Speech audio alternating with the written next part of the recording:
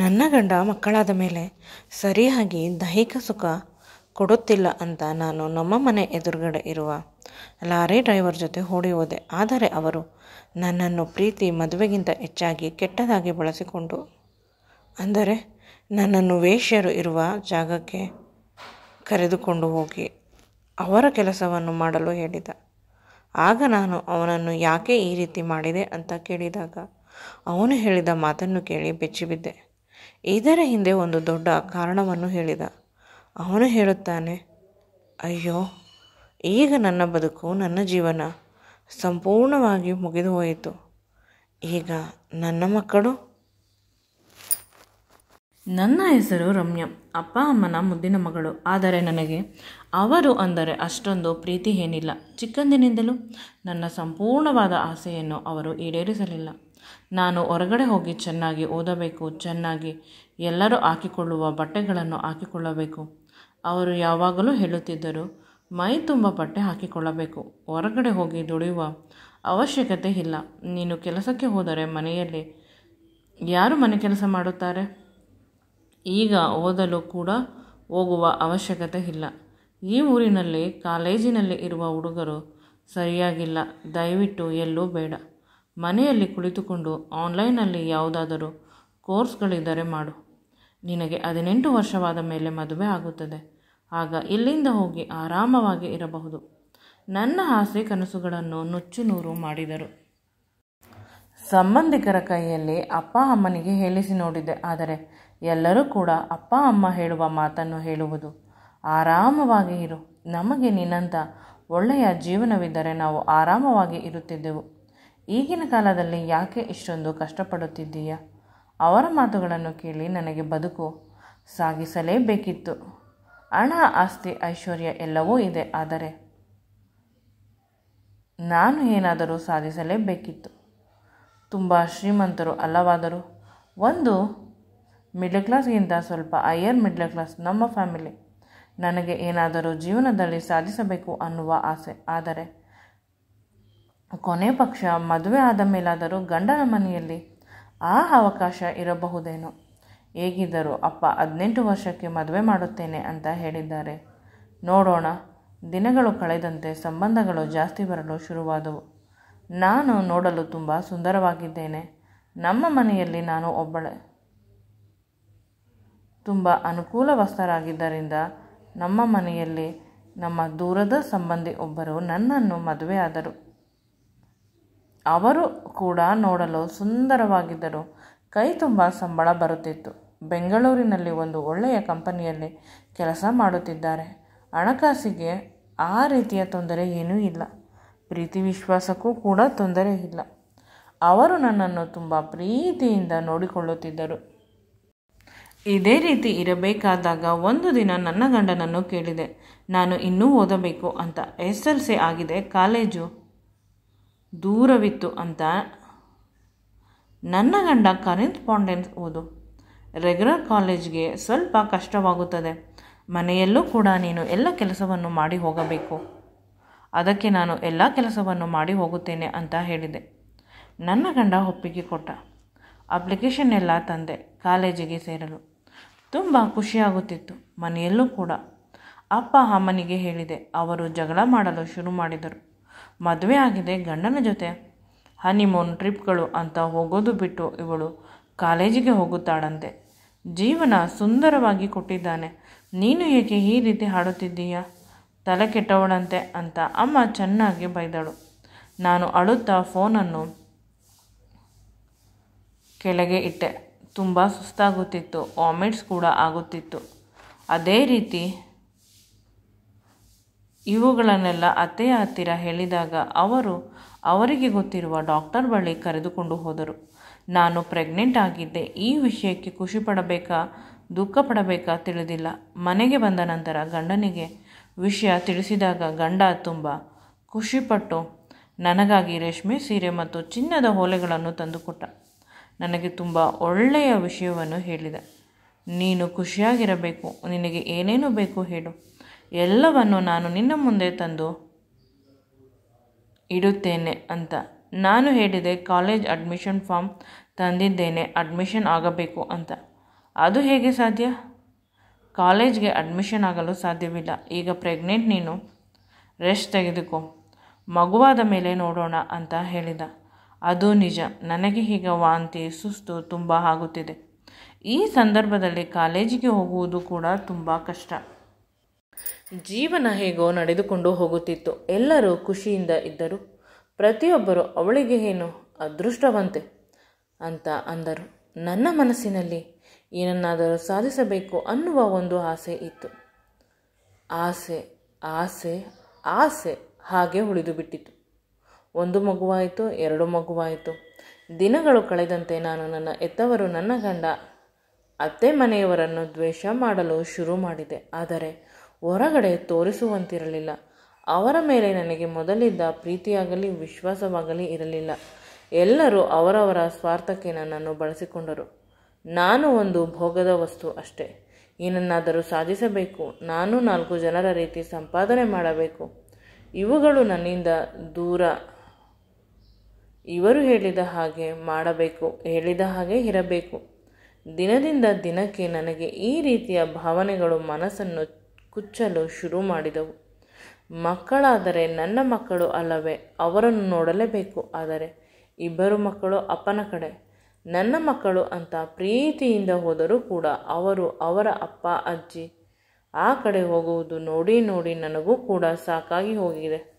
ನನಗೂ ನನ್ನ ಮಕ್ಕಳು ನನ್ನ ಕಡೆ ಇರಬೇಕು, ನನ್ನನ್ನು ಪ್ರೀತಿಸಬೇಕು ಅನ್ನುವ ಆಸೆ ಇದೆ. ಆದರೆ ಪ್ರತಿಯೊಬ್ಬರು ಅವರವರ ಅವಶ್ಯಕತೆಗಳಿಗಾಗಿ ನನ್ನನ್ನು ಉಪಯೋಗಿಸಿಕೊಂಡರೆ ಹೊರತು ನನ್ನ ಆಸೆ ಆಕಾಂಕ್ಷೆಗಳನ್ನು ಎಂದು ತೀರಿಸಲಿಲ್ಲ. ಕೇವಲ ದುಡ್ಡು, ಆಸ್ತಿ, ಒಡವೆ ಇದ್ದ ಮಾತ್ರಕ್ಕೆ ನಾನು ಸುಖ ಪಡೆದಂತೆ ಅಲ್ಲವೇ? ನನ್ನ ಗಂಡ ಮದುವೆ ಆದಾಗ ಒಳ್ಳೆಯ ಮನುಷ್ಯನಾಗಿದ್ದ. ದಿನಗಳು ಕಳೆದಂತೆ ಅವನ ಹಾವಭಾವದಲ್ಲೂ ಕೂಡ ತುಂಬ ಬದಲಾವಣೆಗಳು ಆಗುತ್ತಿವೆ. ನಾನು ಇರುವುದು ಇಲ್ಲದಿರುವುದು ಎರಡೂ ಕೂಡ ಒಂದೇ ಆಗಿದೆ. ಮಕ್ಕಳು ಕೂಡ ಈಗ ಸ್ವಲ್ಪ ಸ್ವಲ್ಪ ದೊಡ್ಡವರಾಗಿದ್ದಾರೆ. ಅವರನ್ನು ಅವರು ನೋಡಿಕೊಳ್ಳುತ್ತಾರೆ. ನನ್ನ ಅವಶ್ಯಕತೆ ಯಾರಿಗೂ ಇಲ್ಲ. ನಮ್ಮ ಎದುರುಗಡೆ ಮನೆಯನ್ನು ಡೆಮಾಲಿಷ್ ಮಾಡಿ ಅಲ್ಲಿ ಕಾಲೇಜ್ ಹಾಗೆ ಮಾಡಿಬಿಟ್ಟರು, ಕಾರ್ ಪಾರ್ಕಿಂಗ್ಗಳಿಗೆ. ಆದರೆ ಕಾರ್ಗಳಿಗಿಂತ ಜಾಸ್ತಿ ಲಾರಿಗಳನ್ನು ಪಾರ್ಕ್ ಮಾಡುತ್ತಿದ್ದರು. ಒಂದು ಹುಡುಗ ಸುಂದರವಾಗಿದ್ದ. ಪ್ರತಿದಿನ ಬಂದು ನನ್ನ ಮನೆಯಲ್ಲಿ ಕುಡಿಯಲು ನೀರನ್ನು ಕೇಳುತ್ತಿದ್ದ. ನೀರು ಬೇಕು ಕುಡಿಯಲು ಅಂತ ಮೊದಲು ಅತ್ತೆ ಕೊಡುತ್ತಿದ್ದಳು. ಒಮ್ಮೊಮ್ಮೆ ಅತ್ತೆ ಇಲ್ಲದಿದ್ದಾಗ ನಾನು ಕೊಡುತ್ತಿದ್ದೆ. ಆದರೆ ಅವನು ಏನನ್ನಾದರೂ ನನಗೆ ಇಷ್ಟವಾಗುವ ರೀತಿ ಮಾತನಾಡುತ್ತಿದ್ದ. ನಂತರ ಚೆನ್ನಾಗಿ ಬೈಯುತ್ತಿದ್ದೆ. ಅಯ್ಯೋ ಪಾಪಿ, ಇನ್ನೊಂದು ಬಾರಿ ನನ್ನ ಜೊತೆ ಮಾತನಾಡಿದರೆ ನನ್ನ ಗಂಡನಿಗೆ ಹೇಳುತ್ತೇನೆ ಅಂತ. ಆಗ ಅವನು ಅವನ ಸಮಸ್ಯೆಯನ್ನು ತಿಳಿಸಿ ಹೇಳಿದ. ನನ್ನ ಸಮಸ್ಯೆ ಮಾತನಾಡುವುದು ಮೇಡಮ್. ನಿಮ್ಮನ್ನು ನೋಡಿದರೆ ನಮ್ಮ ಮನೆಯಲ್ಲಿ ಇರುವ ಒಬ್ಬ ಸದಸ್ಯರ ರೀತಿ ಇದ್ದೀರಾ. ಅವಶ್ಯಕತೆ ಇಲ್ಲ ಅಂತ ಸುಮ್ಮನಾದೆ. ನನಗೂ ಕೂಡ ಇತ್ತೀಚೆಗೆ ಅವನ ಕಡೆ ಆಕರ್ಷಿತವಾಗುತ್ತಿದ್ದೇನೆ. ನನಗೆ ಅವನು ತುಂಬ ಇಷ್ಟವಾಗುತ್ತಿದ್ದಾನೆ. ನೋಡಲು ಚೆನ್ನಾಗಿದ್ದಾನೆ. ಎಲ್ಲಕ್ಕಿಂತ ಹೆಚ್ಚಾಗಿ ಅವನು ನನ್ನ ಸೌಂದರ್ಯದ ಬಗ್ಗೆ ಪದೇ ಪದೇ ಹೇಳುತ್ತಿರುತ್ತಾನೆ. ಮೇಡಮ್, ನೀವು ಹಾಕಿಕೊಂಡಿರುವ ಸೀರೆ ತುಂಬ ಚೆನ್ನಾಗಿದೆ. ಆ ಸೀರೆಯಿಂದ ನಿಮಗೆ ಸೌಂದರ್ಯವಿಲ್ಲ, ಸೀರೆಗೆ ನಿಮ್ಮಿಂದ ಸೌಂದರ್ಯ. ನೀವು ಫಿಲ್ಮ್ ಹೀರೋಯಿನ್ ಆಗಬಹುದು. ನಾನು ಮದುವೆಯಾಗಿ 2 ಮಕ್ಕಳಿದೆ ಅಂತ ಹೇಳಿದೆ. ನಿಮ್ಮನ್ನು ನೋಡಿದರೆ ಆ ರೀತಿ ಅನಿಸುವುದಿಲ್ಲ ಮೇಡಮ್. ಬೇಕಾದರೆ ಪ್ರಯತ್ನ ಮಾಡಿ. ನೀವು ತುಂಬ ಸುಂದರವಾಗಿದ್ದೀರಾ. ಮನೆಯಲ್ಲಿ ಇದ್ದು ಎಲ್ಲವನ್ನು ಮರೆತು ಬಿಟ್ಟಿದ್ದೀರಾ. ಹೊರಗಡೆ ಪ್ರಪಂಚವನ್ನು ನೋಡಿ. ಸುಂದರವಾಗಿದೆ. ಒಂದು ರೀತಿ ಆಸೆ ಇತ್ತು ಅವನ ಕಣ್ಣಲ್ಲಿ. ನಾನು ಪ್ರತಿ ಬಾರಿ ಅವನು ಹೇಳುವ ಮಾತುಗಳು ಸತ್ಯ ಅಂತ ಅನಿಸುತ್ತಿತ್ತು. ಈಗ ನಾವಿಬ್ಬರು ಸಪರೇಟಾಗಿ ಮೀಟ್ ಮಾಡುತ್ತಿದ್ದೇವೆ, ಹೊರಗಡೆ ಯಾರಿಗೂ ತಿಳಿಯದಂತೆ. ಅವನು ಒಂದು ದಿನ ಹೇಳುತ್ತಾನೆ, ಎಷ್ಟು ದಿನ ಅಂತ ಕಳ್ಳತನವಾಗಿ ಮೀಟ್ ಮಾಡುವುದು, ನಾವಿಬ್ಬರು ಹೊರಟು ಹೋಗೋಣ ನಡಿ ಅಂತ. ನಿನ್ನನ್ನು ಪ್ರೀತಿಯಿಂದ ನೋಡಿಕೊಳ್ಳುತ್ತೇನೆ. ನಿನಗೆ ಹೇಗೆ ಇಷ್ಟ ಬರುತ್ತದೆ ಅದೇ ರೀತಿ ಬದುಕಬಹುದು. ನಿನ್ನ ಕನಸುಗಳನ್ನು ಸಂಪೂರ್ಣವಾಗಿ ಈಡೇರಿಸಿಕೊ. ಪ್ರತಿದಿನವೂ ಇದೇ ಮಾತನ್ನು ಹೇಳುತ್ತಿದ್ದ. ನನಗೂ ಕೂಡ ಅವನ ಮಾತು ನಿಜ ಅಂತ ಅನ್ನಿಸಲು ಶುರುವಾಯಿತು. ಮನೆಯಲ್ಲಿ ಇತ್ತೀಚೆಗೆ ಪ್ರತಿದಿನ ಜಗಳ.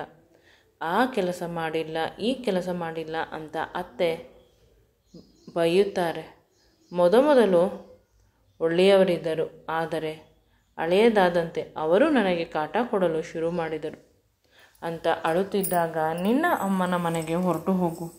ಸೊಸೆಯಾಗಿ ತುಂಬ ವಿಷಯಗಳಲ್ಲಿ ಅಡ್ಜಸ್ಟ್ ಮಾಡಿಕೊಳ್ಳಬೇಕು. ಅಳುತ್ತಾ ಕುಳಿತರೆ ಉಪಯೋಗವಿಲ್ಲ, ಧೈರ್ಯವಾಗಿರು ಅಂತ ಹೊರಟು ಹೋದರು. ಪಕ್ಕ ಕುಳಿತುಕೊಳ್ಳುವುದು, ನನ್ನನ್ನು ಗಟ್ಟಿಯಾಗಿ ತಬ್ಬಿಕೊಳ್ಳುವುದು, ನನ್ನ ಹಣೆಗೆ ಮುತ್ತು ಕೊಡುವುದು ಏನೂ ಇಲ್ಲ. ಕೊನೆ ಪಕ್ಷ ಅವರ ಅಮ್ಮನನ್ನಾದರೂ ಬೈಯಬಹುದು ಅಲ್ಲವೇ? ಅಲ್ಲ, ಯಾವಾಗಲೂ ಈ ಬೈಗುಳ ನನಗೆ ಮಾತ್ರ. ಲಾರಿ ಡ್ರೈವರ್ ರವಿ ಹೇಳಿದ ಮಾತು ಸತ್ಯ ಅಂತ ಅನ್ನಿಸಲು ಶುರುವಾಯಿತು. ನಾನು ಇವರಿಗಾಗಿ ನನ್ನ ಬದುಕನ್ನು ತ್ಯಾಗ ಮಾಡುತ್ತಿದ್ದರೆ ಇವರು ನನ್ನನ್ನು ನಿಕೃಷ್ಟವಾಗಿ ಕಾಣುತ್ತಿದ್ದಾರೆ. ಇಷ್ಟು ವರ್ಷ ಅನುಭವಿಸಿದ ಕಷ್ಟ ಸಾಕು. ಇನ್ನು ಮುಂದೆ ನಾನು ಸುಖವಾಗಿರಬೇಕು ಅಂದುಕೊಂಡು ರವಿ ಜೊತೆ ಓಡಿ ಹೋಗಲು ನಿರ್ಧರಿಸಿದೆ. ಪ್ರತಿದಿನವೂ ನನ್ನ ಗಂಡ ಅತ್ತೆ ಹೇಳುವುದು ಒಂದೇ ಮಾತು, ಮಕ್ಕಳನ್ನು ನಾವು ಸಾಕಿಕೊಳ್ಳುತ್ತೇವೆ, ನಿನ್ನ ಅವಶ್ಯಕತೆ ಇಲ್ಲ, ನೀನು ಬೇಕಾದರೆ ಹೊರಟು ಹೋಗು. ಸ್ವಲ್ಪ ಕೂಡ ಕರುಣೆ ಇಲ್ಲ ನನ್ನ ಮೇಲೆ. ಆ ರೀತಿಯ ಮನುಷ್ಯರ ಹತ್ತಿರ ಏನು ಹೇಳಲು ಸಾಧ್ಯ? ಈ ಬದುಕು ನನ್ನದು, ನನ್ನಿಷ್ಟ. ನಾನು ಇವರಿಗಾಗಿ ಬದುಕಿದ್ದು ಸಾಕು. ಇನ್ನು ಮೇಲಾದರೂ ನನಗಾಗಿ ಬದುಕಬೇಕು ಅಂತ ನಿರ್ಧಾರ ಮಾಡಿದೆ. ಮನೆಯಲ್ಲಿ ಎಲ್ಲರೂ ಮಲಗಿರಬೇಕಾದಾಗ ರಾತ್ರಿ 12 ಗಂಟೆಗೆ ಮನೆಯನ್ನು ಬಿಟ್ಟು ಹೊರಟು ಹೋದೆ. ರವಿ ಜೊತೆ ಓಡಿ ಹೋದೆ. ಅವನು ಕರೆದ ಸ್ಥಳಕ್ಕೆ. ಅವನು ಯಾರೂ ಅಂತ ಸರಿಯಾಗಿ ಗೊತ್ತಿಲ್ಲ. ಹಿಂದೆ ಮುಂದೆ ತಿಳಿಯದ ಮನುಷ್ಯನ ಹಿಂದೆ ಓಡಿ ಹೋದೆ. ನನ್ನ ಗಂಡ, ನನ್ನ ಮಕ್ಕಳು ನನಗೆ ಒಂದು ಭರವಸೆ ಕೊಟ್ಟಿದ್ದಾರೆ. ಹೋಗುತ್ತಿರಲಿಲ್ಲವೇನೋ. ಈ ಪ್ರಪಂಚ ನನಗಾಗಿ ಸಾಕಾಗಿ ಬಿಟ್ಟಿದೆ. ಅಮ್ಮನ ಮನೆಗೆ 2 ದಿನ ಇರಲು ಹೋದರೆ ಅವಳು ಮೊದಲು ಗಂಡನ ಮನೆಗೆ ಹೋಗು, ಮಕ್ಕಳಿದ್ದಾರೆ, ಬರೀ ಎಲ್ಲರನ್ನು ನೋಡಿಕೊಳ್ಳುವ ಯಂತ್ರ ನಾನು ಅಂತ ಅಂದುಕೊಂಡಿದ್ದಾರೆ. ನನ್ನನ್ನು ನೋಡಿಕೊಳ್ಳಲು ಯಾರೂ ಇಲ್ಲವಲ್ಲ. ಈ ನೋವು ನಿಮಗೆ ಜಾಸ್ತಿ ಆಗುತ್ತಿದೆ. ಅದಕ್ಕೆ ಆಗಿದ್ದು ಹಾಗೆ ಹೋಗಲಿ. ಎಲ್ಲವನ್ನು ನಾನು ಫೇಸ್ ಮಾಡಲು ರೆಡಿ. ಎಲ್ಲಕ್ಕಿಂತ ಹೆಚ್ಚಾಗಿ ಯಾರೂ ಕೂಡ ನನಗೆ ಸಿಗುವುದೇ ಬೇಡ. ಅವನ ಜೊತೆ ಓಡಿ ಹೋದೆ. ಇದು ಒಂದು ಒಳ್ಳೆಯ ನಿರ್ಧಾರ ಅಂತ ಅನಿಸುತ್ತಿತ್ತು. ಯಾಕೆ ಅಂದರೆ ನಾವಿಬ್ಬರು ಮದುವೆ ಆಗೋಣ. ಅದಕ್ಕೆ ಅವನು ಹೇಳುತ್ತಾನೆ, ಮನಸ್ಸುಗಳು ಸೇರಿದ ಮೇಲೆ ತಾಳಿಯ ಅವಶ್ಯಕತೆ ಏನಿದೆ? ತುಂಬ ಜಾತಿಯವರು ತಾಳಿಯನ್ನು ಕಟ್ಟುವುದೇ ಇಲ್ಲ. ನಾವು ಅದೇ ರೀತಿ ಅಂದುಕೊಂಡೆ. ತಾಳಿ ಕಟ್ಟಿದ ಮಾತ್ರಕ್ಕೆ ನನ್ನ ಗಂಡ ನನ್ನ ಎಲ್ಲ ಆಸೆ ಆಕಾಂಕ್ಷೆಗಳನ್ನು ಈಡೇರಿಸಲಿಲ್ಲ. ನನ್ನನ್ನು ಒಬ್ಬಳು ಮನುಷ್ಯಳು ಅಂತ ಕೂಡ ನೋಡಿಲ್ಲ. ನಾನು ಅದೇ ರೀತಿ ನಿದ್ದೆಗೆ ಜಾರಿದೆ. ಕಾರಿನಲ್ಲಿ ಎಚ್ಚರವಾದಾಗ ಒಂದು ಸುಂದರವಾದ ಮನೆ, ಸುಂದರವಾದ ರೂಮ್ ಅಂತ ಅನಿಸುತ್ತದೆ. ಅಲ್ಲಿದೆ. ಈ ಡ್ರೈವರ್ ಇಷ್ಟು ದೊಡ್ಡ ಶ್ರೀಮಂತನ ಕೇಳಿದಾಗ ಅವನು ನನ್ನ ಗೆಳೆಯರ ಮನೆ ಇದು ಅಂತ ಹೇಳಿದ. ನನಗೆ ಸ್ವಲ್ಪ ವಿಚಿತ್ರ ಅಂತ ಅನಿಸಿತು. ನಮಗೆ ಇರಲು ಸ್ವಲ್ಪ ದಿನ ಅವಕಾಶ ಮಾಡಿಕೊಡುತ್ತಾರೆ, ಆನಂತರ ಬಾಡಿಗೆ ಮನೆ ಮಾಡೋಣ ಅಂತ ಹೇಳಿದ. ರಾತ್ರಿ ಕಳೆಯಿತು. ಯಾವುದೇ ರೀತಿಯ ಸಂಬಂಧ ಇರಲಿಲ್ಲ. ಮನೆಯನ್ನು, ಮಕ್ಕಳನ್ನು ಬಿಟ್ಟು ಬಂದು ತಪ್ಪು ಮಾಡಿದೆ ಅನ್ನುವ ಭಾವನೆ 2 ದಿನಕ್ಕೆ ಶುರುವಾಯಿತು. ನಾನು ಹೋಗಬೇಕು ಅಂದುಕೊಂಡರೂ ಕೂಡ ಇಲ್ಲಿಂದ ಹೋಗಲು ಸಾಧ್ಯವಿಲ್ಲದೆ ಇದೆ. ನಾನು ಮಲಗಬೇಕಾದರೆ, ಬಾತ್ರೂಮ್ಗೆ ಹೋಗಬೇಕಾದರೆ ಮಾತ್ರ ನನ್ನನ್ನು ಬಿಟ್ಟು ಅವನು ಹೋಗುವುದು. 2 ದಿನ ಕಳೆದ ಮೇಲೆ ಒಂದು ದೊಡ್ಡದು ಆದ ಕಪ್ಪದು ಮನುಷ್ಯ ಬಂದ. ಈ ಡ್ರೈವರ್ ಹೇಳುತ್ತಾನೆ, ಇವನ ಜೊತೆ ನೀನು ಮಲಗಬೇಕು. ಮಲಗಿದರೆ ನಾವು ಇದೇ ಮನೆಯಲ್ಲಿರಲು ಬಿಡುತ್ತಾನೆ. ನಮಗೆ ಕೈತುಂಬ ಸಂಬಳವನ್ನು ಕೊಡುತ್ತಾನೆ. ಆನಂತರ ನಾವು ಮದುವೆ ಆಗಬಹುದು. ನನಗೆ 2 ಬೀಸಿದೆ. ಅವನು ಕೂಡ ನನ್ನ ಕೆನ್ನೆಗೆ ಹೊಡೆದ. ಗಂಡ ಮಕ್ಕಳನ್ನು ಬಿಟ್ಟು ಬಂದ ನಿನಗೆ ಯಾವ ಮಾನ ಮರ್ಯಾದೆ? ಇವನ ಜೊತೆ ಮಲಗಬೇಕು, ನಾಳೆ ಇನ್ನೊಬ್ಬನ ಜೊತೆ. ನಾನು ಹೇಳಿದವರ ಜೊತೆ ಮಲಗಿ ನನಗೆ ದುಡ್ಡನ್ನು ಸಂಪಾದನೆ ಮಾಡಿ ಕೊಡಬೇಕು. ಈಗ ನನಗೆ ಎಲ್ಲ ಸತ್ಯ ಅರ್ಥವಾಯಿತು. ನನ್ನಿಂದ ಸಂಪಾದನೆ ಮಾಡಲು ನನ್ನನ್ನು ಇಲ್ಲಿಗೆ ಕರೆದುಕೊಂಡು ಬಂದಿದ್ದಾನೆ. ಇವನು ಹೇಳಿದ ಹಾಗೆ ಕೇಳಬೇಕು, ಇಲ್ಲವಾದರೆ ಸಾಯಿಸಿ ಬಿಡುತ್ತಾನೆ. ನನಗೆ ಸಾವು ಬಂದರೂ ಪರವಾಗಿಲ್ಲ. ಇವನು ಹೇಳಿದ ಕೆಲಸವನ್ನು ಮಾಡುವುದಿಲ್ಲ, ಮಾಡಲೇಬಾರದು ಅಂತ ಅಂದುಕೊಂಡೆ. ತುಂಬ ನಿಧಾನವಾಗಿ ಸಮಯವನ್ನು ಮುಂದಕ್ಕೆ ತಳ್ಳಬೇಕು ಅಂತ ಹೇಳಿ ಅವನಿಗೆ ಹೇಳಿದೆ, ನೀನು ಹೇಳಿದ್ದು ಆಯಿತು, ನನಗೆ ಅರ್ಥವಾಗುತ್ತಿದೆ. ನಾಳೆಯಿಂದ ಬೇಕಾದರೆ ನೀನು ಹೇಳಿದ ಹಾಗೆ ಕೇಳುತ್ತೇನೆ. ನನ್ನನ್ನು ನಾನು ಸ್ವಲ್ಪ ಇದಕ್ಕೆ ಹೊಂದಿಕೊಳ್ಳಬೇಕು, ಸಮಯ ಬೇಕು ಅಂತ ಹೇಳಿದೆ. ಅವನು ಕೂಡ ಒಪ್ಪಿದ.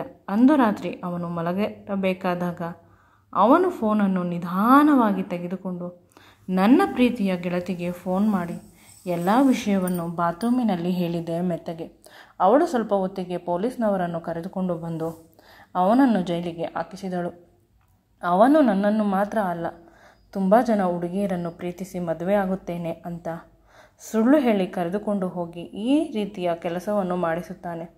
ನನಗೆ ನನ್ನ ತಪ್ಪಿನ ಅರಿವಾಗಿ ಕಣ್ಣೀರು ಬರಲು ಶುರುವಾಯಿತು. ಅಪ್ಪ, ಅಮ್ಮ, ಗಂಡ ಯಾವಾಗಲೂ ನನ್ನ ಸುತ್ತ ಒಂದು ಲಕ್ಷ್ಮಣ ರೇಖೆಯನ್ನು ಇದೇ ಕಾರಣಕ್ಕೆ ಹಾಕುತ್ತಿದ್ದರೇನೋ. ನನ್ನಂತಹ ಪಾಪಿ, ಕೆಟ್ಟವಳು ಈ ಪ್ರಪಂಚದಲ್ಲಿ ಇರಬಾರದು ಅಂತ ಅರ್ಥವಾಗಲಿಲ್ಲ. ಏನು ಮಾಡಲಿ? ನನ್ನ ಮೇಲೆ ನನಗೆ ಕೋಪ ಬಂತು. ಸಾಯಲು ಹೋದೆ. ಎತ್ತರವಾದ ಬೆಟ್ಟದ ಮೇಲೆ ನಿಂತಿದ್ದೆ. ಮಕ್ಕಳು, ಗಂಡನನ್ನು, ಅಪ್ಪ, ಅಮ್ಮ ಎಲ್ಲರನ್ನೂ ನೆನೆಸಿಕೊಂಡು ಅಳು ಬಂತು. ನಾನು ಇನ್ನೋಸೆಂಟ್ ಅಂತ ಪ್ರತಿಯೊಬ್ಬರೂ ನನ್ನನ್ನು ಕಾಪಾಡಲು ಈ ರೀತಿ ನನ್ನ ರಕ್ಷಣೆ ಮಾಡುತ್ತಿದ್ದರೇನು? ಇನ್ನು ಈ ಪ್ರಪಂಚಕ್ಕೂ ನನಗೂ ಸಂಬಂಧ ಮುಗಿದು ಹೋಯಿತು ಅಂತ ಕೆಳಗೆ ಬೀಳಲು ಹೋದೆ. ಆಗ ಹಿಂದೆಯಿಂದ ಯಾರೋ ಬಂದು ನನ್ನನ್ನು ಅವರ ಹತ್ತಿರ ಎಳೆದುಕೊಂಡರು. ಅದು ಬೇರೆ ಅಲ್ಲ, ನನ್ನ ಪ್ರೀತಿಯ ಗಂಡ ನನ್ನನ್ನು ಹುಡುಕಿಕೊಂಡು ಬಂದಿದ್ದಾನೆ. ನನ್ನ ಗೆಳತಿ ಹೇಳಿದ್ದಾಳೆ, ಊರೆಲ್ಲ ಹುಡುಕಿ ಕೊನೆಗೆ ಇಲ್ಲಿರಬಹುದು ಅಂತ ಬಂದಿದ್ದಾರೆ. ಸುಮಾರು ಬಾರಿ ನನ್ನ ಗಂಡ ನಾನು ಹೇಳಿದ ಮಾತನ್ನು ಕೇಳದೇ ಇದ್ದಾಗ ಸಾಯುತ್ತೇನೆ ಅಂತ ಎದುರಿಸಲು ಈ ಬೆಟ್ಟದ ಮೇಲೆ ಬರುತ್ತಿದ್ದೆ. ಆದರೆ ಇಂದು ನಿಜವಾಗಲೂ ಸಾಯುತ್ತೇನೆ ಅಂತ ಬಂದಿದ್ದೆ. ನನ್ನ ಗಂಡ ಹೇಳುತ್ತಾನೆ, ನೀನು ಹೊರಟು ಹೋದರೆ ನನ್ನ ಮತ್ತು ಮಕ್ಕಳ ಗತಿ ಏನು ಅಂತ. ನಿಮಗೆ ನನ್ನ ಮೇಲೆ ಅಷ್ಟೊಂದು ಪ್ರೀತಿ ಇದ್ದಿದ್ದರೆ ನನ್ನ ಕನಸುಗಳನ್ನು ಏಕೆ ತಡೆಯುತ್ತಿದ್ದೀರಿ? ನನಗೆ ಇಷ್ಟು ಕಷ್ಟ ಕೊಡುತ್ತಿದ್ದೀರಿ.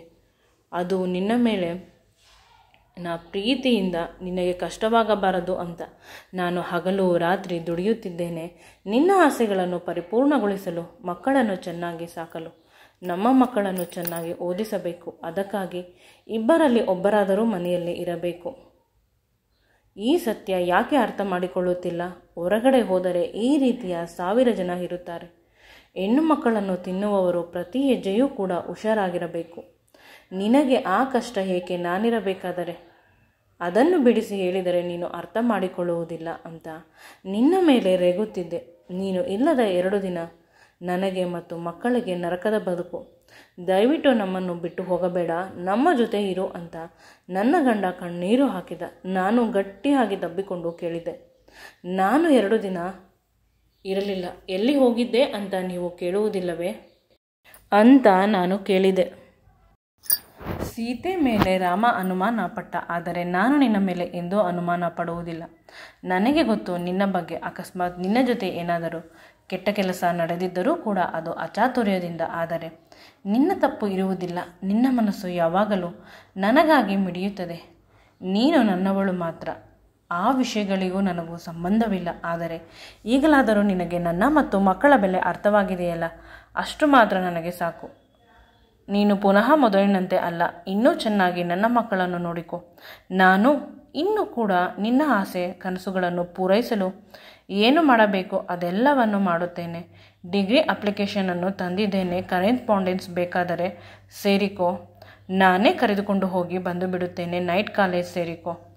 ನಿನ್ನ ಆಸೆಗಳನ್ನು ಪೂರೈಸಿಕೊ. ನೀನು ಚೆನ್ನಾಗಿರಬೇಕು. ನಿನಗೆ ಕಷ್ಟ ಕೊಡಬೇಕು, ನಿನ್ನನ್ನು ಕೆಳಗೆ ನಡೆಸಿಕೊಳ್ಳಬೇಕು ಅನ್ನುವ ಯಾವುದೇ ಉದ್ದೇಶ ನನ್ನಲ್ಲಿ ಇಲ್ಲ ಅಂತ ನನ್ನ ಕೈಯನ್ನು ಹಿಡಿದುಕೊಂಡು ಅಳುತ್ತಿದ್ದರು. ನಾನು ಕೂಡ ಅವರನ್ನು ಗಟ್ಟಿಯಾಗಿ ತಬ್ಬಿಕೊಂಡು ನಾನು ಮಾಡಿದ ತಪ್ಪಿಗೆ ಕ್ಷಮೆ ಕೇಳಿದೆ. ಅವರ ಕಾಲಿಗೆ ಬಿದ್ದು ನಂತರ ಇಬ್ಬರೂ ಕೂಡ ಮನೆಗೆ ಬಂದ ತಕ್ಷಣ ಅತ್ತೆ, ಮಕ್ಕಳು ಎಲ್ಲರೂ ಓಡಿ ಬಂದು ನನ್ನನ್ನು ಗಟ್ಟಿಯಾಗಿ ತಬ್ಬಿಕೊಂಡರು. ಕೊನೆ ಪಕ್ಷ ಇಂದಿನಿಂದನಾದರೂ ನನ್ನ ಹೊಸ ಬದುಕು ಪ್ರಾರಂಭ ಮಾಡಬೇಕು. ನನ್ನ ಬದುಕಿನಲ್ಲಿ ಆದ ದುರ್ಘಟನೆಯನ್ನು ಕೆಟ್ಟ ಕನಸು ಅಂತ ಮರೆಯಬೇಕು. ಈ ಎಲ್ಲವನ್ನು ನಾನು ಯೋಚನೆ ಮಾಡುತ್ತಿರಬೇಕಾದರೆ ನಾನು ರೂಮಿನಲ್ಲಿದ್ದೆ. ನನ್ನ ಗಂಡ ನನ್ನನ್ನು ಬಂದು ಪುನಃ ತಬ್ಬಿಕೊಂಡು ನನ್ನ ಹಣೆಗೆ ಮುತ್ತನ್ನು ಕೊಟ್ಟು ಕೇಳುತ್ತಾರೆ, ಯಾವುದೇ ವಿಷಯದ ಬಗ್ಗೆ ಪಶ್ಚಾತ್ತಾಪ ಪಡಬೇಡ. ಕೆಲವೊಮ್ಮೆ ತಪ್ಪುಗಳು ಆದರೆ ಬದುಕು ಸರಿ ಹೋಗುವುದು. ಈಗ ಸದ್ಯಕ್ಕೆ ಈಗ ಇರುವ ಬದುಕಿನ ಬಗ್ಗೆ ಚಿಂತಿಸು ಅಂತ ನನ್ನ ತುಟಿಗಳಿಗೆ ಮುತ್ತನ್ನು ಕೊಟ್ಟರು. ನಾನು ಕೂಡ ಸಹಕರಿಸಿದೆ. ಮುಂದೆ ನಮ್ಮ ಬದುಕು ಸುಂದರವಾಗಿತ್ತು. ಈ ವಿಡಿಯೋ ನಿಮಗೆ ಇಷ್ಟವಾಗಿದ್ದಲ್ಲಿ ನನ್ನ ಚಾನಲನ್ನು ಲೈಕ್ ಮಾಡಿ, ಶೇರ್ ಮಾಡಿ ಮತ್ತು ಸಬ್ಸ್ಕ್ರೈಬ್ ಮಾಡಿ. Thank you.